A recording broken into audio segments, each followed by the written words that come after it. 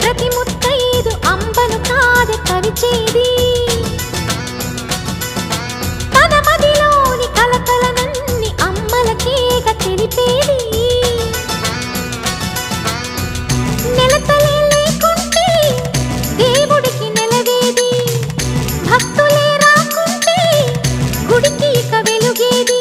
దయతోటి కుంకుమ పూలు అక్షింతలు మనమంతా ఇవ్వాలి తన తాళి నిలపాలి తాళి కాచి ముత్తైదా ఎల్లమ్మ ఎల్లమ్మ పోదామా ఎల్లమ్మ ఉసురు కాచి